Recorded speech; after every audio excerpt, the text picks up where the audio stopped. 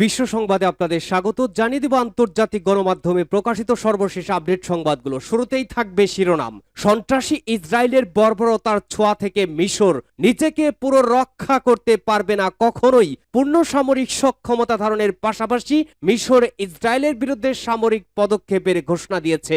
গাজাবাসীর সাথে সহ মুজাহিদ হওয়ার বিরল সম্মান মিশর লাভ করুক, এটাই মুসলিম বিশ্বের গভীর প্রত্যাশা। এদিকে ভারতের লোকসভা নির্বাচন 220 আসনের চূড়ান্ত ফল প্রকাশ। বিজেপি 114, কংগ্রেস 50।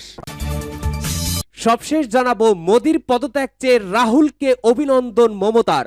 শুনছিলেন আন্তর্জাতিক গণমাধ্যমে প্রকাশিত সর্বশেষ আপডেট সংবাদগুলোর শিরোনাম। এবারে বিস্তারিত। ভিউয়ার্স, আপনারা জানেন ভারতে চলছে লোকসভা নির্বাচন। এই নির্বাচনে নরেন্দ্র মোদী গত বেশ কিছুদিন আগে বলেছিলেন 400 আসনে তার দল বিজয় লাভ করবে, কিন্তু সেই ঘুরে বালি নরেন্দ্র মোদীকে বৃদ্ধাঙ্গুলি দেখিয়ে মমতার আবারও বাজিমাত। আর এই নির্বাচনে বুথ ফেরত প্রতিটি জরিপ ভুল প্রমাণিত হয়েছে। আশঙ্কা করা হচ্ছে তাহলে কি প্রধানমন্ত্রী থাকছেন না নরেন্দ্র মোদী? শুনছিলেন আন্তর্জাতিক গণমাধ্যমে প্রকাশিত সর্বশেষ আপডেট সংবাদগুলোর শিরোনাম। এবারে থাকবে বিস্তারিত। আজকের সংবাদ সম্পর্কে আপনার মূল্যবান মতামত লিখে জানান। জানিয়ে দিন কোন স্থান থেকে এই সংবাদ শুনছেন অথবা দেখছেন। সন্ত্রাসী ইসরায়েলের বর্বরতার ছোঁয়া থেকে মিশর নিজেকে পুরো রক্ষা করতে পারবে না কখনোই। পূর্ণ সামরিক সক্ষমতা ধারণের পাশাপাশি মিশর ইসরায়েলের বিরুদ্ধে সামরিক পদক্ষেপের ঘোষণা দিয়েছে। গাজাবাসীর সাথে সহ মুজাহিদ হওয়ার বিরল সম্মান মিশর লাভ করুক, এটাই মুসলিম বিশ্বের গভীর প্রত্যাশা। বর্তমানে মিশরের ক্ষয়িংস অর্থনীতি ক্রমবর্ধমান ঋণে জর্জরিত। দেশটির সরকারের ঋণ এখন মোট দেশজ উৎপাদনের জিডিপির 90% বেশি। অন্যদিকে দেশটির মুদ্রা মিশরীয় পাউন্ড দাম হারাচ্ছে। বৈদেশিক মুদ্রার মজুদ ফুরিয়ে যাচ্ছে আর বাড়ছে মূল্যস্ফীতি। গাজায় ইসরায়েলের যুদ্ধের কারণে 2024 সালে মিশরের পর্যটন আয় 30% কমে যেতে পারে। বিশ্লেষকদের মতে গাজার বিরুদ্ধে ইসরায়েলের যুদ্ধ এবং লোহিত সাগরে ক্রমবর্ধমান উত্তেজনার কারণে আগে থেকেই মিশরের ভঙ্গুর অর্থনীতির আরো গভীর সংকটের মুখোমুখি হতে চলেছে। এসব চ্যালেঞ্জ চলমান যুদ্ধের কারণে আরো জটিল হয়ে উঠছে, কারণ মিশরের সঙ্গে গাজা ও ইসরায়েল উভয় সীমান্ত রয়েছে। ইসরায়েলের অবিরাম ক্রমবর্ধমান আক্রমণের ফলে গাজার জনসংখ্যার একটি বড় অংশ রাফায় আশ্রয় নিয়েছে। অন্যদিকে পর্যটন ও সুয়েজ খাল মিশরের বৈদেশিক মুদ্রার দুটি প্রধান উৎস। যুদ্ধের প্রভাবে এই দুই খাত থেকেও আয় উল্লেখযোগ্যভাবে কমে গিয়েছে। মিশরীয় কর্তৃপক্ষ জানিয়েছে 2023 সালের জানুয়ারি মাসের তুলনায় এই বছরের শুরু থেকে জানুয়ারিতে সুয়েজ খাল থেকে রাজস্ব 50% কমেছে।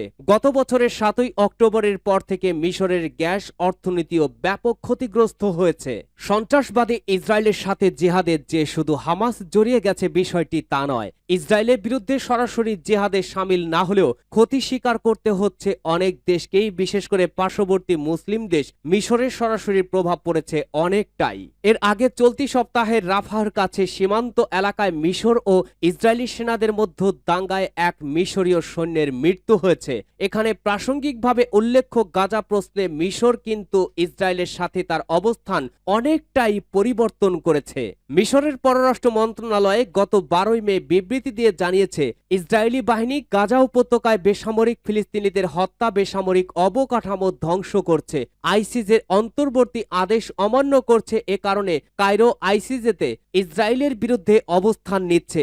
অনেকেই বলছেন মিশরের এই ঘোষণা 1979 সালে ইসরায়েলের সঙ্গে স্বাক্ষরিত ক্যাম্প ডেভিড শান্তি চুক্তি থেকে বেরিয়ে আসারই আভাস। 1979 সালে মিশরের সঙ্গে হওয়া ক্যাম্প ডেভিড শান্তি চুক্তির মাধ্যমে ইসরায়েল প্রথম কোনো আরব দেশের সঙ্গে কূটনৈতিক সম্পর্ক গড়ে তোলার সুযোগ পায়। এছাড়া মধ্যপ্রাচ্য তথা উত্তর আফ্রিকার মুসলিম সংখ্যাগরিষ্ঠ জনসংখ্যার যে দেশগুলোর সঙ্গে সম্পর্ক গড়ে তুলেছে তার যোগসূত্র বলা হয়ে থাকে মিশরকেই। সম্প্রতি মিশর খোলাখুলিভাবে জানিয়েছে যে তারা আর মধ্যস্থতাকারী ভূমিকায় নেই। উল্টো মিশর এখন ইসরায়েলের বিরুদ্ধে সরাসরি সামরিক পদক্ষেপের কথাও ব্যক্ত করেছে। ফিলিস্তিনের অবরুদ্ধ গাজা উপত্যকার সীমান্তবর্তী একটি স্পর্শকাতর করিডোর ইহুদিবাদী ইসরায়েলের সেনারা দখল করার পর সামরিক পন্থায় জবাব দেওয়ার হুমকি দিয়েছে মিশর।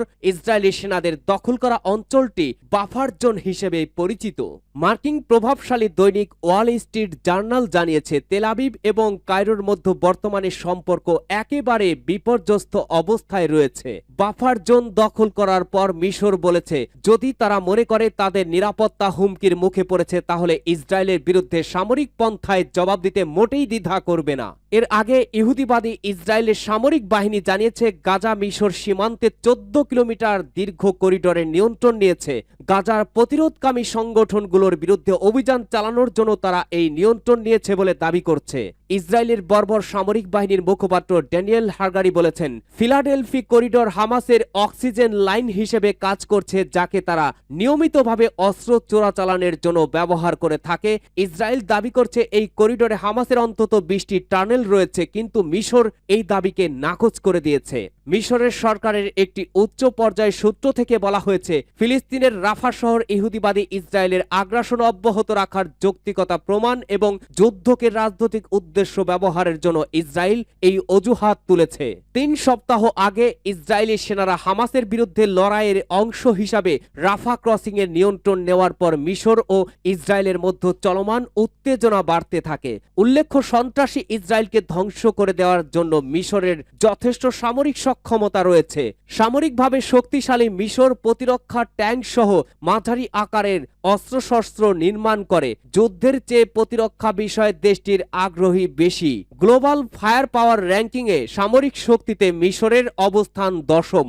মিশরের সশস্ত্র বাহিনী 1820 সালে প্রতিষ্ঠিত হয়। দেশটির মোট জনসংখ্যা প্রায় 9.5 কোটি। সক্রিয় সেনা সদস্যর সংখ্যা 4,54,250 জন এবং রিজার্ভ সৈন্যের সংখ্যা প্রায় 8,75,000 জন। মিশরের সামরিক বাহিনীতে অন্তর্ভুক্ত আছে main battle tank, light tank, tank destroyer, armoured personnel carrier এবং ইনফ্যান্ট্রি ফাইটিং ভেহিকল। মিশরের প্রধান যুদ্ধ ট্যাঙ্ক আছে 4,110টি, আমব্রাড ফাইটিং ভেহিকল 13,949টি, স্বচালিত বন্দুক আছে 889টি, টাওয়ার্ড আর্টিলারি 2,360টি, মাল্টিপল রকেট লঞ্চার সিস্টেম রয়েছে 1,481টি। মিশরের বিমান বাহিনী হচ্ছে আফ্রিকা মহাদেশের সবচেয়ে শক্তিশালী বিমান বাহিনী। মিশরের বিমান বাহিনীতে রাশিয়ান, আমেরিকান ও ফ্রেঞ্চ সহ অত্যাধুনিক যুদ্ধ বিমান অন্তর্ভুক্ত।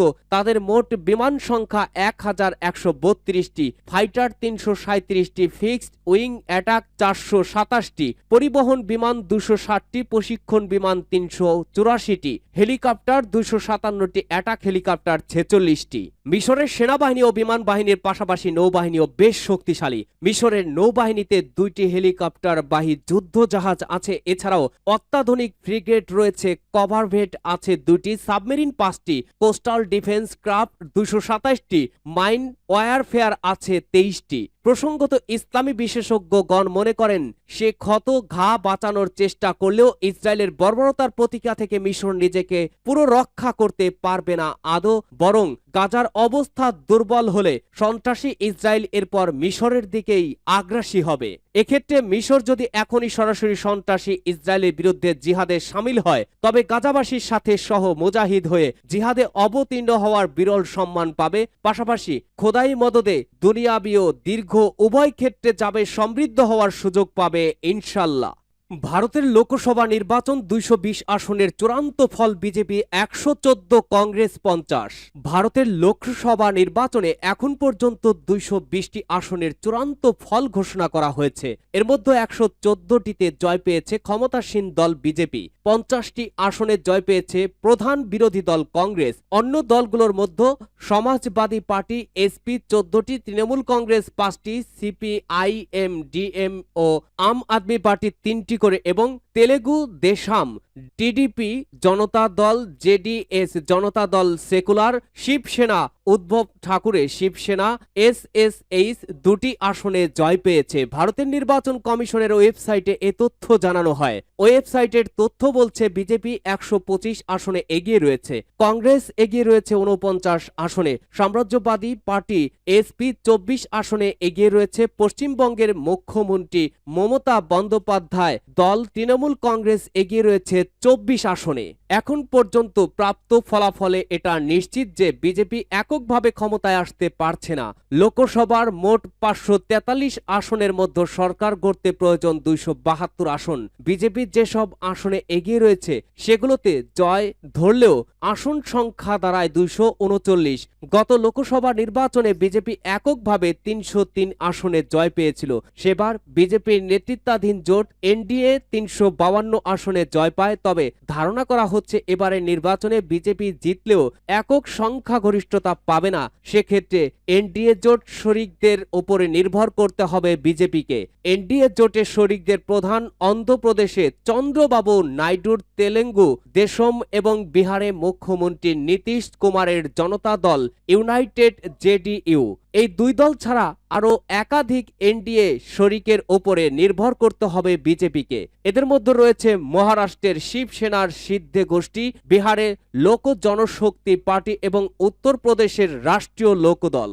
মোদির পদত্যাগ চেয়ে রাহুলকে অভিনন্দন মমতার। বিজেপি একক সংখ্যাগরিষ্ঠতা হারানোয় ভারতের প্রধানমন্ত্রী নরেন্দ্র মোদীকে পদত্যাগের আহ্বান জানিয়েছেন পশ্চিমবঙ্গের মুখ্যমন্ত্রী মমতা বন্দ্যোপাধ্যায়। একই সঙ্গে ইন্ডিয়া জোট ভালো ফল করার রাহুল গান্ধীকেও অভিনন্দন জানিয়েছেন তিনি। মঙ্গলবার সাংবাদিক সম্মেলনে এই সব কথা বলেন মমতা। বলেন, এই ফলাফল থেকে বিজেপির শিক্ষা নেওয়া উচিত। একক সংখ্যাগরিষ্ঠ দলের স্বীকৃতি পায়নি বিজেপি।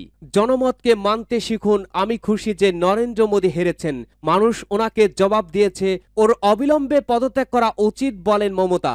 এবারের লোকসভা নির্বাচনে মমতার তৃণমূল কংগ্রেস লড়েছে কংগ্রেসের নেতৃত্বাধীন ইন্ডিয়া জোটের হয়ে। পশ্চিমবঙ্গে মমতার দল বিজয়ী হতে যাচ্ছে বিপুল ব্যবধানে।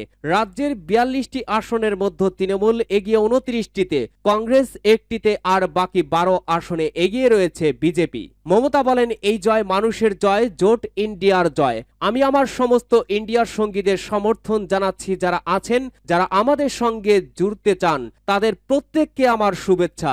বুথ ফেরত সমীক্ষা নিয়ে আক্রমণ করে পশ্চিমবঙ্গের মুখ্যমন্ত্রী বলেন, যারা বুথ ফেরত সমীক্ষা করেছিলেন তারা অনেকের মনোবল ভেঙে দিয়েছিলেন। ওই রিপোর্ট কোথা থেকে হয়েছিল জানি। আমি নিশ্চিত বিজেপির দপ্তর থেকে মনোবল ভেঙে দেওয়ার জন্যই ওই রিপোর্ট তৈরি করা হয়েছিল। রাহুল গান্ধীকে অভিনন্দন জানানোর কথা উল্লেখ করে তিনি বলেন, রাহুলকে অভিনন্দন জানিয়েছি, ওরা এখনো জবাব দেয়নি।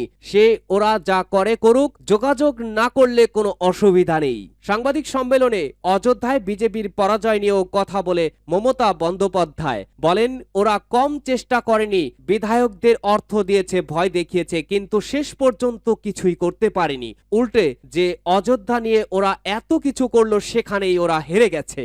রাজ্যবাসীকে ধন্যবাদ জানিয়ে মমতা বলেন, রিগিং করে কিছু হয় না, বাংলার ভোট শতাংশ বেড়েছে। বিজেপি আবর্জনায় ভরা জেতা জায়গায় সার্টিফিকেট দিচ্ছে না। কিছু আসনে তৃণমূলকে জোর করে হারানো হয়েছে।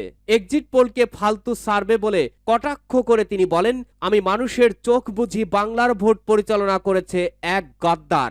রাজ্য পুলিশকেও কাজে লাগানো হয়েছে।